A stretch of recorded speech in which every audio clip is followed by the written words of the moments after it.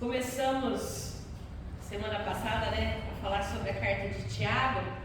Eu fiz uma introdução, basicamente, falando como Tiago vai falar para cristãos na diáspora, cristãos que estão longe de casa, estão sofrendo por várias coisas. E aí eu queria pensar com você sobre esse primeiro capítulo, sobre uma teologia de sofrimento. Vamos ver o que Tiago fala e como ele constrói, então a sua teologia de sofrimento e o que ela pode trazer para a nossa vida. Eu vou ler então o primeiro capítulo, do 1 ao 18, que diz a palavra do Senhor. Tiago, servo de Deus e do Senhor Jesus Cristo, as 12 tribos dispersas entre as nações, saudações. Meus irmãos, considerem motivo de grande alegria o fato de passarem por diversas provações. Assim, vocês saberão que a prova da sua fé produz perseverança. No entanto, a perseverança não deve ter ação completa, a fim de que vocês sejam perfeitos e íntegros, sem que lhes falte coisa alguma. Se algum de vocês tem falta de sabedoria, peça a Deus, que a todos dá generosamente, sem reprovar ninguém, e lhe será concedida. Peça, porém, com fé, sem duvidar. Pois aquele que duvida é semelhante à onda do mar, levada e agitada pelo vento. Portanto, não pense tal pessoa que receberá coisa alguma do Senhor, uma vez que tem mente dividida e é instável em tudo o que faz. O irmão de condição humilde deve orgulhar-se por causa da sua elevada posição. Já o rico deve orgulhar-se por causa da sua condição humilde, porque ele passará como a flor do campo. Pois o sol se levanta, traz o calor e seca a planta. Cai, então, a sua flor e a sua beleza é destruída. Da mesma forma, o rico murchará com seus afazeres. Bem-aventurado o homem que persevera na provação, porque depois de aprovado, receberá a coroa da vida que o Senhor prometeu aos que o amam. Quando alguém for tentado, jamais deverá dizer: estou sendo tentado por Deus, pois Deus não pode ser tentado pelo mal e a ninguém tenta.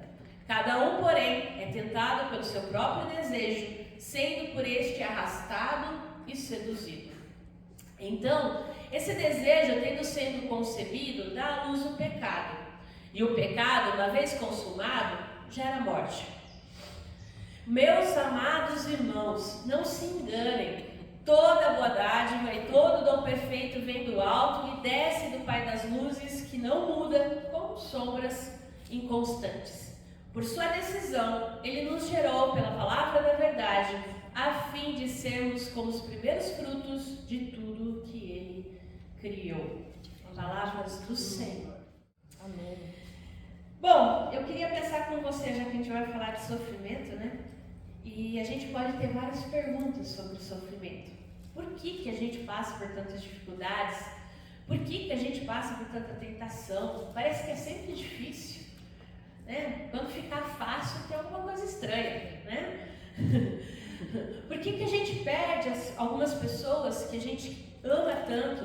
Por que a vida é tão difícil em algumas áreas da nossa caminhada? E eu queria pensar que Tiago está escrevendo para diversas pessoas que enfrentam as mesmas questões que nós.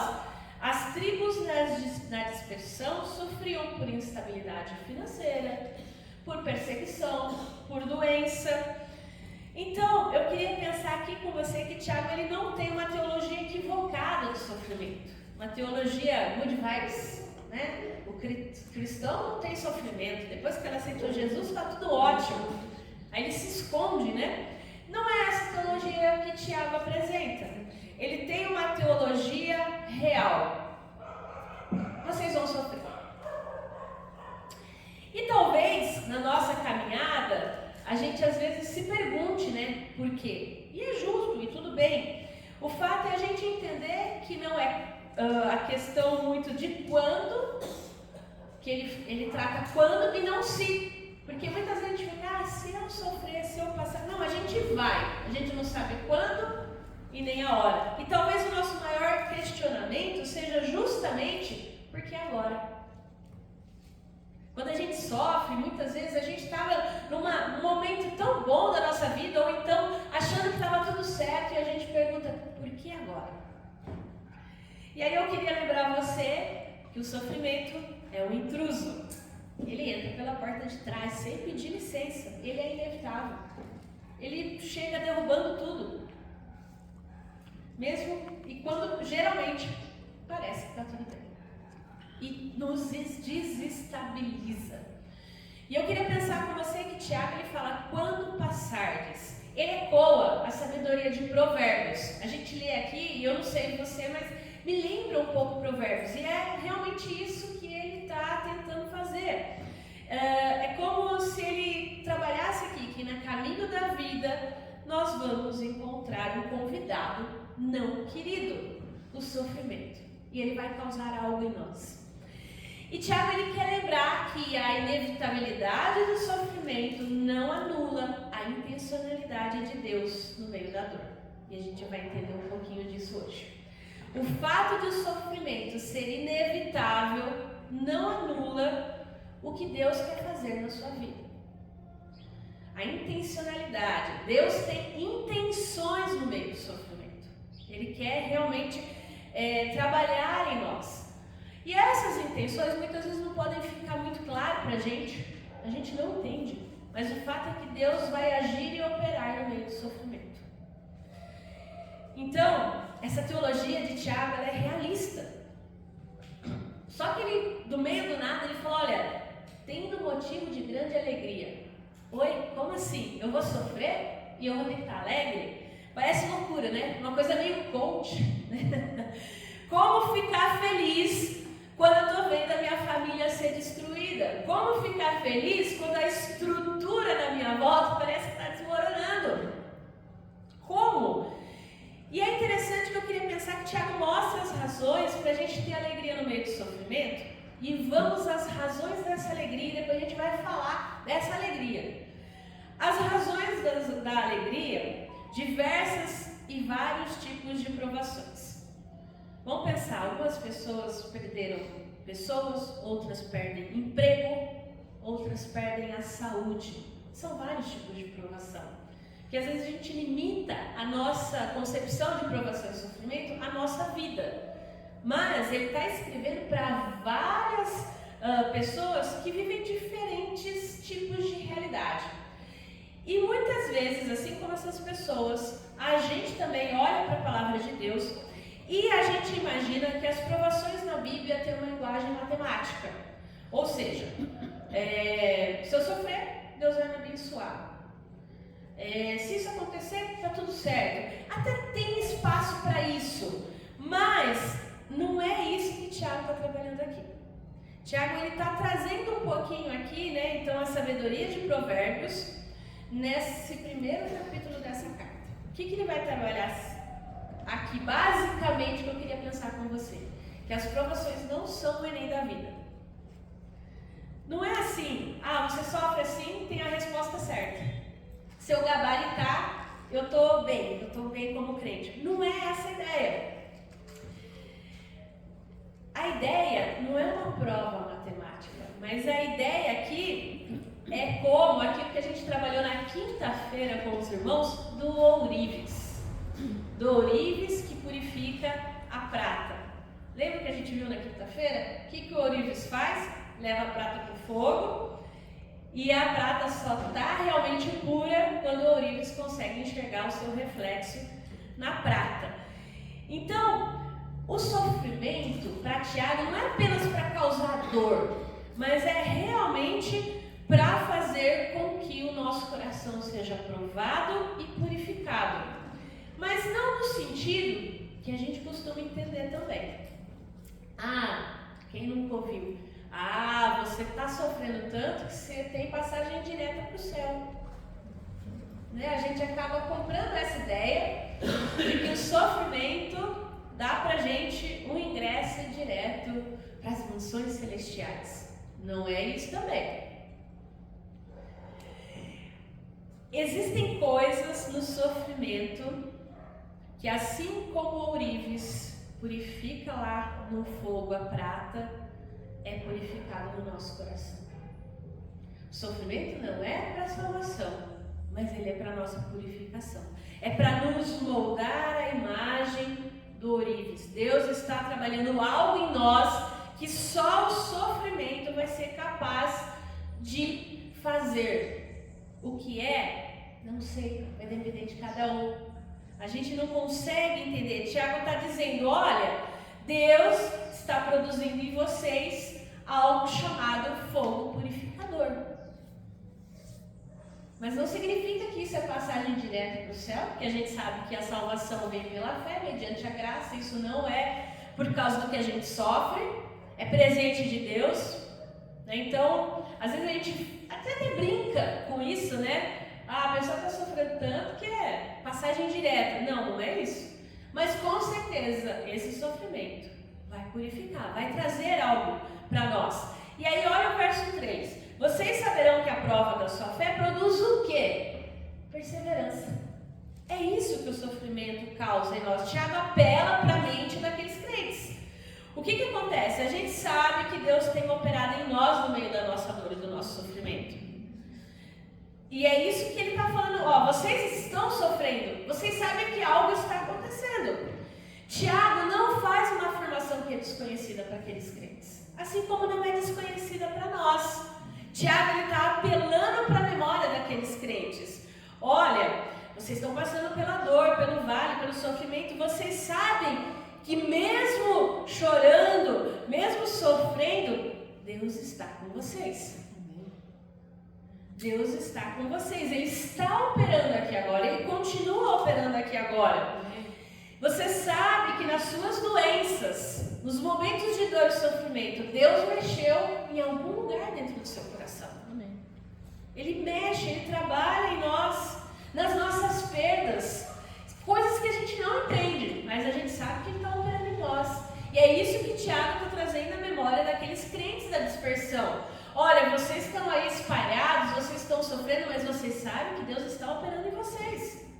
Deus continua mexendo na família, no casamento. Você sabe que Ele não está à parte dessa dor. Ele está com você no meio da dor. E é isso que Ele vai trabalhar, porque Ele é o ourives. É Ele quem está ali colocando. E lembra que a gente viu na quinta-feira que o ourives não pode tirar os olhos da colher, né? Porque a colherzinha onde está a prata. Por quê? Porque se ele desviar o olhar e ele se distrair, a prata também pode ser eliminada junto com as impurezas. Tem o tempo certo. Então, no nosso sofrimento, Deus está ali, olhando, cuidando da gente o tempo todo, estando conosco, olhando. E a prova da fé produz. As pessoas dizem, o sofrimento vai tirar o melhor de mim. Você talvez também já tenha ouvido isso. Não tem nada de melhor na gente. Essa é a teologia aí que a gente escuta por aí. Deus quer produzir algo em nós. Ele não quer tirar. Tiago não diz que Deus está tirando, diz que Deus está produzindo. Ainda que pareça contra-intuitivo, não é Deus tirando. É Deus produzindo em nós o que a gente precisa. E Deus produz em nós perseverança. E o que é a perseverança? Você já parou para pensar nisso? Não é só continuar e não parar. Não é isso. Perseverança é uma constância de propósito. É um andar fixo com os olhos no alvo de chegada. Como que o sofrimento me ajuda a continuar? Se muitas vezes parece justamente o contrário. Tiago diz, meus irmãos, Deus não está produzindo em nós propósito, que é o que o mundo persegue. O mundo sofre para conseguir propósito.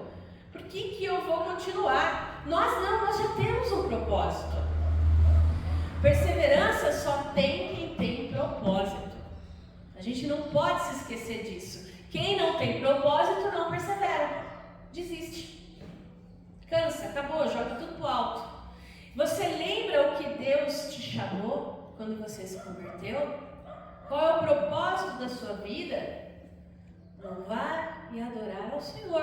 A gente não pode se esquecer disso. Deus está produzindo em nós constância de propósito. E a gente continua nesse caminho, a gente continua com os olhos fixos no propósito, no autor e consumador da nossa fé. A gente continua porque Ele está conosco, Ele está produzindo em nós a perseverança. E o verso 4 diz que a perseverança deve ter ação completa, a fim de que vocês sejam perfeitos e íntegros, sem que lhes falte coisa alguma. A perseverança, ela produz em nós maturidade. E maturidade em Tiago é o crente que rejeita a sua própria sabedoria e abraça a sabedoria de Deus. Basicamente é isso. E a gente vai falar sobre sabedoria no decorrer das próximas reflexões, porque a gente vai olhar todos os capítulos da carta de Tiago. Então, a questão é, sofrimento produz perseverança, que é o quê? A maturidade minha como crente, como pessoa. E eu queria pensar com você numa ilustração para tornar isso mais realista, porque às vezes fica muito no campo das ideias e a gente não consegue aplicar na nossa vida. Eu queria pensar com você em 2 tipos de solos. Chão e terra. Não sei quem gosta de viajar, quando a gente está de ônibus, né? Quando a gente está dirigindo, não. Mas quando a gente está de ônibus, quando você vai ir, eu vou contar da minha experiência indo para Minas Gerais, lá visitar minha tia. Você olha para aquelas montanhas assim, tem aquelas que você, parece, né, que é verdinha, bonita e que está cheia de vaquinha lá, mas tem aquelas que você olha e tem café. Então, aquilo lá dá um... Assim você fala, nossa, e você vê verdinho, mas dependendo da época que você passa, né, de repente aquele verdinho pode ficar marrom, porque se giou, queima tudo o café, já era, né? Eu queria pensar com você nesses 2 tipos de solo. Daquele que está ali, que nunca foi arado, que está sempre bonito, perfeito, né? De longe parece que é plano, mas a gente sabe que a hora que chega perto é duro. É um campo que não foi amaciado pelo arado. Ele é duro, ele é complacente, ele não foi atingido pelo golpe do arado, da agitação, ele está lá abandonado. De vez em quando tem umas vaquinhas lá pastando, mas nem sempre, né? O dono do campo tem a vaquinha. É um campo grande, ele tem estabilidade, ele é bonito. Enquanto aquele campo que é plantado, né, que muda do marrom para o verde, esse campo ele continua sempre verdinho. Sempre bonito, seguro, tranquilo, né? É o preço que ele paga pela sua tranquilidade. E é um preço caro, porque ele não vê o milagre do crescimento. Ele está sempre lá. Ele não sente os movimentos da vida, da semente lá, nas suas entranhas brotando. Não. Ele, no fundo, ele tem o arado. Em contraposição, a gente tem um campo cultivado, né? Um campo bonito, onde o arado chega com tudo. E eu não sei se você já teve a oportunidade de ver o arado, que ele chega rasgando a terra. E ele é cruel, ele é prático, ele é apressado. É movimento, porque tá lá, né, o fazendeiro gritando, tem o pessoal, se for trator, tá lá, né? Se não, se é o campinho com o arado com os boizinhos, tá? Tem o barulho da criação, tal. É um agito só. Na hora que tá passando aquele arado, então tem perturbação, né? Esse campo ele está sendo aí revolvido, ele é ferido, ele é quebrado, ele sente o labor da mudança. Só que a recompensa dele é grande, porque ele consegue sentir o sabor e o milagre da criação, a vida acontecendo nele, a semente brotando nele, a semente sendo colhida, né? Então, o sofrimento na nossa vida é como se Deus viesse passando esse arado no nosso coração. Basicamente é isso. Ele vem mexendo tudo, ele vem quebrando as coisas dentro da gente. Ele vem revolvendo, né, a nossa família, a nossa estabilidade. Porque Deus quer operar em nós o milagre da criação, o milagre da vida. Mesmo que pareça o contrário. Mas tem gente que não quer o sofrimento. Na hora que a coisa começa a ficar apertado, vai embora. Prefere continuar na tranquilidade, na calma. Mas o fato é que quem não quer ver ou viver o sofrimento, não vê a vida brotando, não cresce, não amadurece. Porque quando Deus vem parado, Ele produz em nós maturidade. E o arado, ele vem para tirar, e é interessante que ele vem para tirar coisas. Ele tira a erva daninha, ele tira as pedras, e ele vai trazendo outras coisas. Ou seja, ele vai substituindo as coisas dentro daquela terra, assim como no nosso coração, também Deus vai substituindo. Deus usa o arado para mudar as coisas dentro da gente, assim como na terra, vem quebrando, vem tirando coisas falsas, vem deixando as coisas mais verdadeiras, mais realistas. Porque para que a eternidade encontre lugar no nosso coração, que ainda ama o temporal, tem que ser assim. Às vezes a gente não entende, mas é necessário que o arado ele venha com força cruel, preparando o campo do nosso coração. E dói, e machuca, e a gente não consegue entender muitas vezes. Porque para expor, né, a terra, a luz do sol, para experimentar o milagre da vida, muitas vezes tem que ser assim. E isso é motivo de alegria, Gisele? Tiago disse que sim. Que loucura! Mas a alegria aqui, eu queria pensar com você, que não é um sorriso no rosto, como muita gente acredita que seja. Deus não está chamando a gente para passar pelo sofrimento rindo à toa. Não é isso, porque o sofrimento é lugar de lágrima, é lugar de lamento, de choro. Tem um paradoxo nisso tudo da nossa fé, né? Vocês sabem que eu gosto dessa palavra, um paradoxo, ao mesmo tempo que uma coisa é outra, né? Porque não é gargalhar pelo que aconteceu, porque muitas vezes o que aconteceu não tem sentido nenhum eu estar gargalhando. Mas é o espírito do shalom de Deus na nossa vida. É essa alegria aqui. É saber que ainda que a figueira não floresça, ainda que não haja frutos na vide, Deus está trabalhando. Porque o desespero pode bater a porta, e às vezes ele vai bater a porta na hora do sofrimento, mas a gente sabe que ele não vai entrar. Por quê? Porque tem soberania operando na minha vida. Deus continua, Deus está lá, Ele está operando maravilhas. Então, não quer dizer que eu não vou ficar desesperado, que eu não vou ficar angustiado, que eu não vou chorar, mas quer dizer que eu sei sobre o milagre da redenção. Eu sei que a graça de Deus opera no meio do sofrimento. Eu sei que o sofrimento muitas vezes, na verdade, traz à tona a graça de Deus na minha vida. De que, apesar da dor, apesar do sofrimento, Cristo morreu por mim para me salvar. E que Ele está comigo todos os dias, em todo momento. E que Ele olha para a minha dor, e que Ele sabe da minha dor, e que Ele viveu essa dor. E que Ele lamenta comigo. Tiago, então, nos convida a pensar aqui que experimentar o sofrimento tem que ser algo radical. Talvez você não consiga ver, talvez seja vago para você, mas olha o verso 5. Se algum de vocês tem falta de sabedoria, peça a Deus que os dá generosamente sem reprovar ninguém, lhe será concedida.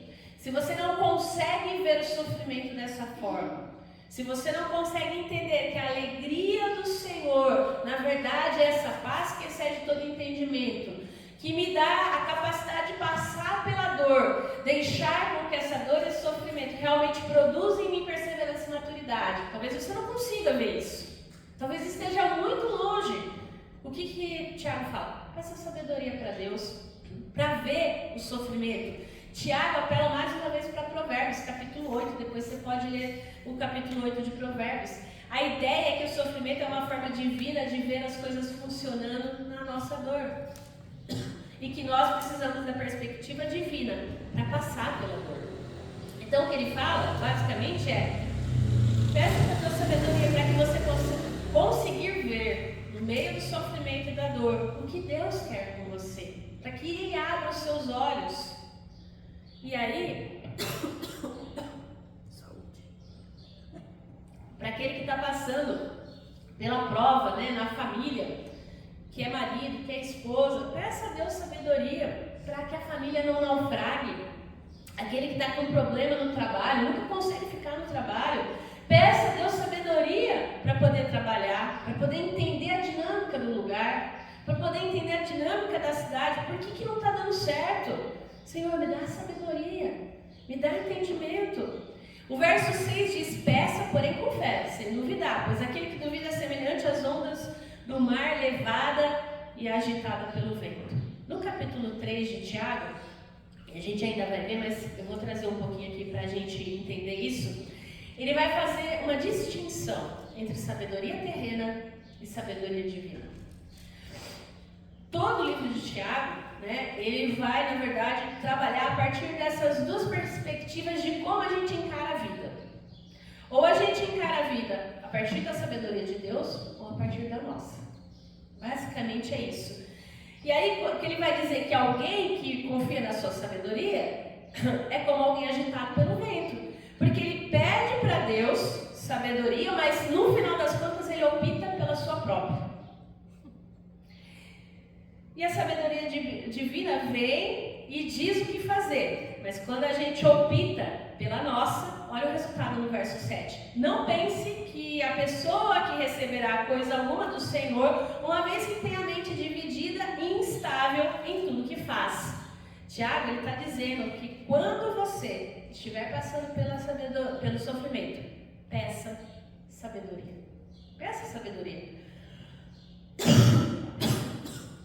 Ai, vou apelar para o própolis, viu, gente?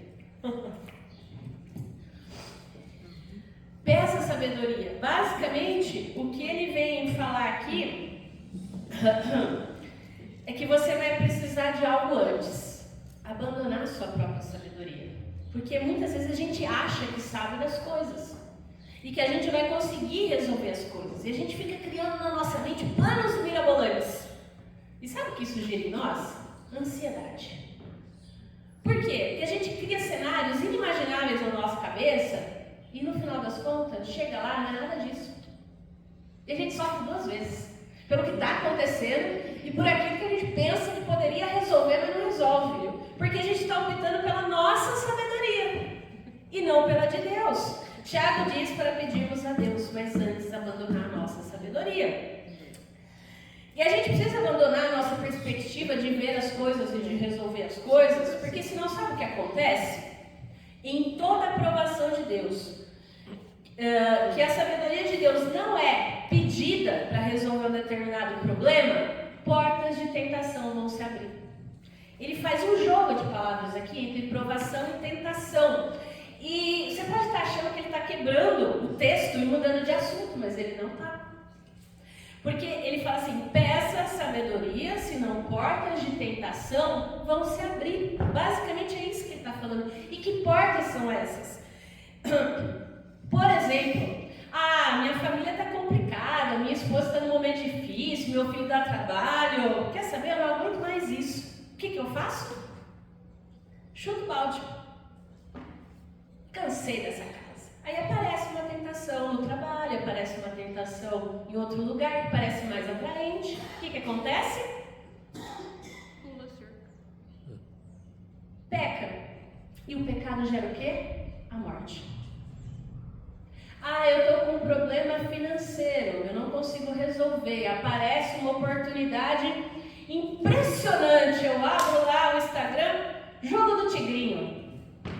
Eu ganhei no começo, mas depois, como todo jogo de aposta e de azar, é feito para casa ganhar, eu vou perder. Eu peco, gera morte. Piora as coisas, né? Então, em toda provação, as tentações se aproximam para nos tirar do nosso propósito. Toda e qualquer provação. E ele dá um exemplo aqui diferente desses que eu dei. Ele vai falar do rico e do pobre. Por quê? Olha o verso 9. O irmão de condição humilde deve orgulhar-se por causa da sua elevada posição. Aqueles que estão passando por elevada dificuldade financeira devido às perseguições, o que Tiago está fazendo aqui? Ele fala ao pobre, basicamente, cuidado, porque vocês acham que só serão felizes quando o bolso estiver cheio. E ele fala ao rico, olha, cuidado, porque eu sei que vocês estão perdendo.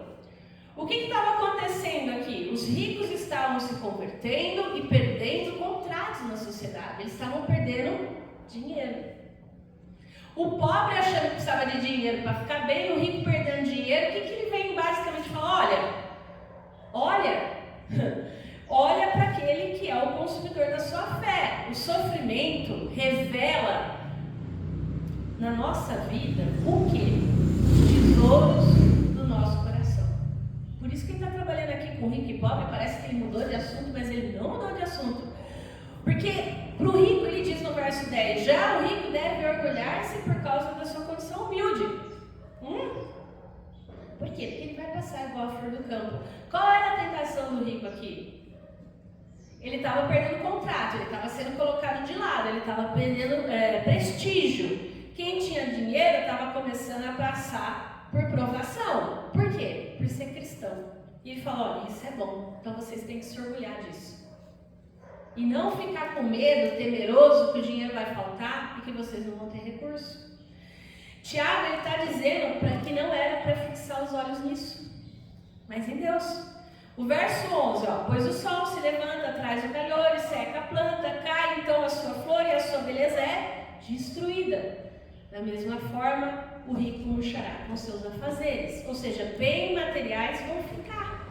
Por quê? Porque aquele que tinha muito dinheiro estava entrando em crise. E o que ele diz é que tenham cuidado para que isso não comprometa a sua relação com Deus. E o que ele diz é basicamente afirmando que essas riquezas materiais, no final, iriam ficar. Que não eram coroa de vida, como alguns achavam que era. Porque se eu tenho dinheiro, eu tenho posição, tá ótimo. Então, Tiago ele faz um alerta para ambos, tanto para o pobre quanto o rico. O pobre que acha que só vai ser feliz quando tiver o bolso cheio, porque ele sabe que dinheiro compra cama, mas não compra sono. E para o rico, que acha que tendo muito, não poderia perder nada. E olha o verso 12 e 13. Bem-aventurado o homem que persevera na aprovação, porque depois de aprovado receberá a coroa da vida que o Senhor prometeu aos que o amam. Quando alguém for tentado, jamais deverá dizer, estou sendo tentado por Deus. Pois Deus não pode ser tentado pelo mal e ninguém tenta. Por que Tiago une então esses dois argumentos? Porque em toda aprovação existe uma prova de tentação. A gente não pode esquecer disso. Nas nossas provações, na forma como a gente for enfrentar elas, nós passaremos por tentações. Então, cuidado em achar que o sofrimento vai tornar você santo imediatamente, porque não vai. Cuidado para que você não ache que porque você está sofrendo, você pode pecar o quanto quiser, porque não pode. Quantas vezes a gente não escuta a pessoa justificar o pecado pelo sofrimento? Porque em casa não estava legal, né? Eu precisava de alguém que me entendesse. Porque, olha, eu cansei de ser pobre, eu acho que eu mereço ganhar algum dinheiro. E a gente vai justificando os pecados com sofrimento. E olha o que Tiago diz no verso 14: cada, porém, é tentado pelo seu próprio desejo, sendo por esse arrastado e seduzido. Então, esse desejo, tendo sido concebido, dá à luz o pecado. E o pecado, uma vez consumado, a morte. E, olhando aí para o finalzinho, o que ele fala? Meus amados irmãos, não se enganem. Toda boa dádiva e todo dom perfeito vem do alto e desce do Pai das luzes, que não muda como sombras de constância. Por sua decisão, Ele nos gerou pela palavra da verdade, a fim de sermos como os primeiros frutos do que Ele criou. O Senhor está passando o arado. Ele sempre vai passar. O Senhor quer ver frutos em você. Mas cuidado, porque você pode ver essas provações não como Deus querendo desenvolver maturidade em você, mas como Deus querendo machucar você. E talvez você já tenha visto isso, né? De pessoas realmente bravas com Deus, que eu não aguento mais sofrer. Por que isso de novo? Por que mais uma vez? Cuidado. E eu queria seguir para a conclusão aqui, fazendo algumas aplicações práticas. 4 aplicações. Primeiro, Tiago está mostrando, de alguma forma, que existe virtude na dor. O sofrimento lembra quem eu sou e quem Deus é. E nós somos filhos de Deus. Nós não somos soberanos. Nós não temos a presciência. Eu esqueço que eu preciso de Deus na minha vida. E eu começo a esquecer das coisas. O sofrimento, eles são sinais da graça de Deus em nós e na nossa vida. É Deus sinalizando: eu estou com você. Não se esqueça disso. Você é filho amado. Eu te salvei. Não é o sofrimento que vai te salvar. Deus está trabalhando na nossa dor. No vale, eu estou com vocês. A dor, ela revela o tesouro do nosso coração. A gente precisa trazer esses tesouros à luz da palavra de Deus. Senão, a gente não olha para a coroa da vida. A gente olha para os tesouros. E onde está o nosso tesouro, ali está o nosso coração. E segundo, sem sabedoria, provações podem virar tentações. 3 tipos de tentação eu queria pensar com você que surge nesse momento. Primeiro, a amargura com Deus vira revolta. Eu não acredito, Deus, de novo? Como é que pode? Não deu nem tempo de eu respirar. Segundo, a tentação também pode fazer com que você tenha inveja das outras pessoas, daqueles que estão bem. Ah, eu não vou participar não vou na igreja. Ah, vou ver aquele irmão que está bem, agradecendo a Deus, louvando a Deus enquanto eu estou sofrendo. Não quero. Não consigo me alegrar com a alegria do outro porque eu estou sofrendo. Né? Isso é inveja. Talvez você não saiba, mas enfim, porque a gente começa a se comparar. Na inveja a gente está questionando, na verdade, a sabedoria de Deus. Porque Deus deu para o outro e não deu para mim. E outra tentação é uma conduta imoral. Como se o sofrimento justificasse o pecado. O pecado não é santificado pelo sofrimento. O pecado vai ser sempre pecado, sempre. Errado é errado. Sem sabedoria a gente cai. Então, pais, filhos, maridos, esposas, empregados, patrões, na relação que você está e você está percebendo que está sendo difícil, que você está sendo provado e tentado, peça a Deus sabedoria. Senhor, me dá sabedoria, porque sem a sabedoria de Deus, a nossa vai ser desastrosa. Tem tudo para dar errado, e geralmente dá errado. E tá aí, a gente vê, né? Famílias destruídas, reputações destruídas e tantas outras coisas. Por quê? Porque a pessoa não pediu sabedoria para Deus. Ela agiu segundo a sua própria sabedoria. Terceiro, Deus não te deu o atributo da presciência. Como assim, Gisele? Deus quer te dar sabedoria. Então, às vezes, a gente ora pedindo para Deus sinais. Ah, Deus, me mostra se eu estou certo. Quem nunca orou isso, gente? Ah, eu lembro até hoje, um dia que eu fui fazer uma entrevista de emprego, eu falei, se acontecer isso, é sinal que eu devo dizer sim, e se acontecer tal coisa, é sinal que não. Deus não fala para a gente pedir isso, isso é presciência, saber o futuro. Deus fala para a gente pedir sabedoria. Peça sabedoria. Deus compartilha com a gente o que? Sabedoria. Presciência não é um atributo que Deus nos dá, mas a sabedoria sim. Deus não nos quer fazer místicos atrás de sinais.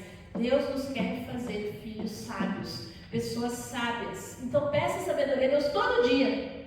Se tem uma coisa que a gente pode pedir, sabedoria, fé, né? Então, são coisas que a gente precisa, porque ele fala que eu tenho que chegar também com fé, né? Então, vale um combo, né? Deus me dá fé e sabedoria, aumenta a minha fé, me dá sabedoria. E por último, se você está passando pelo sofrimento, suporte pacientemente a cruz.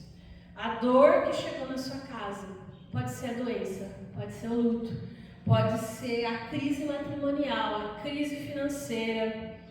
Suporte com paciência seus choros, suas incertezas, suas perdas, porque Deus está com você. Amém. Deus está com você e Ele está vendo esse sofrimento. Ele não está de costas viradas. Mas o que eu posso dizer para você é que eu não sei se vai melhorar seu sofrimento. Isso eu não sei. Deus não me deu essa paciência. Mas uma coisa eu digo para vocês, é que Deus está trabalhando no seu sofrimento.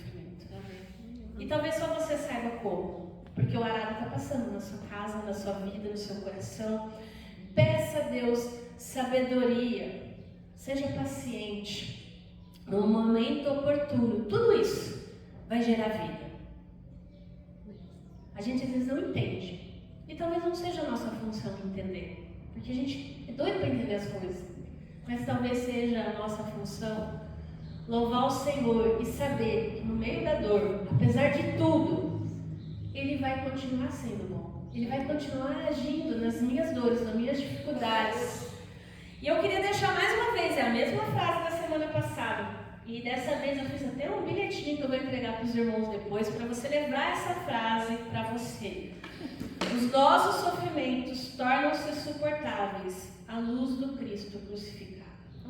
Ele sofreu por nós. Ele levou na cruz o nosso pecado. Então, não se esqueça. Deus está passando o arado para que exista vida. Mas enquanto esse arado está passando, pode ter tentação. Pode ser difícil passar por tudo isso. Peça a Deus sabedoria.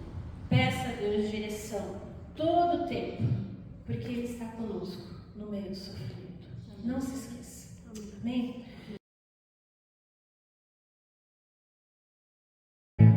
Amém, Senhor. E quando o sofrimento chegar, Senhor, que nós não nos esqueçamos que o Senhor continua sendo Deus. Que o Senhor caminha conosco no meio do sofrimento. Que o Senhor olha para nós. Bondoso e misericordioso Senhor, nós te agradecemos. Porque hoje, fazendo memória ao dia de Pentecostes, sabemos que o Senhor derrama o seu Santo Espírito sobre nós. E esse Espírito nos encoraja, nos anima, nos enche a vida e traz, ó Deus, essa alegria, esse shalom do Senhor sobre nós. Porque no meio da dor, do sofrimento, a gente tem dificuldade de se alegrar, Senhor.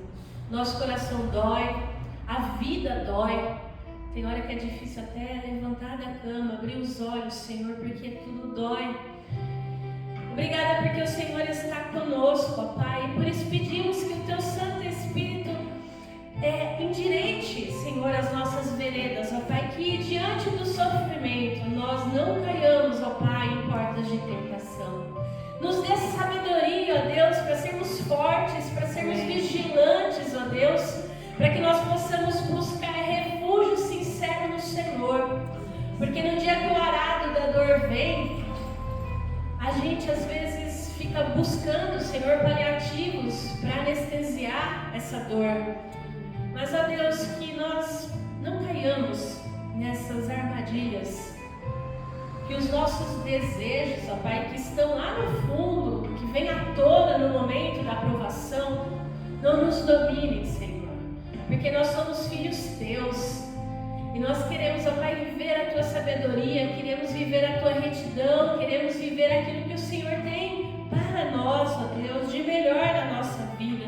Por isso, ó Pai, que nós possamos enxergar virtude no meio da dor, que nós possamos enxergar, ó Pai, a Tua bondade, a Sua misericórdia, nos lembrando que nós somos filhos amados, filhos queridos, ó Deus.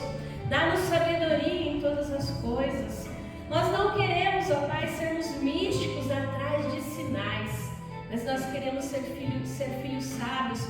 Pedimos, ó Pai, que o Senhor realmente nos torne perseverantes, para que nós possamos suportar com paciência o arado nas nossas vidas, ó Deus, e que no tempo oportuno a gente possa ser terra fértil, frutífera, ó Deus, e no momento oportuno nós possamos olhar para trás e dar glórias a Ti, Te engrandecer, porque, ó Pai, nós não caímos nas ciladas do pecado e da morte.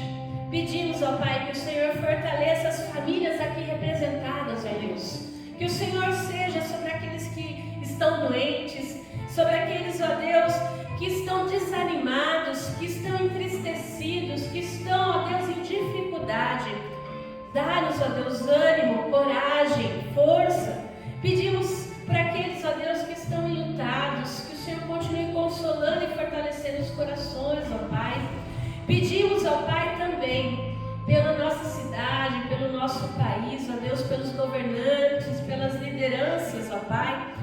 Muda os rumos, ó Deus. Pedimos, ó Pai, pelas pessoas e pelas instituições, que elas trabalhem pela dignidade humana, pela responsabilidade, com temor à lei, com temor ao Senhor, ó Pai.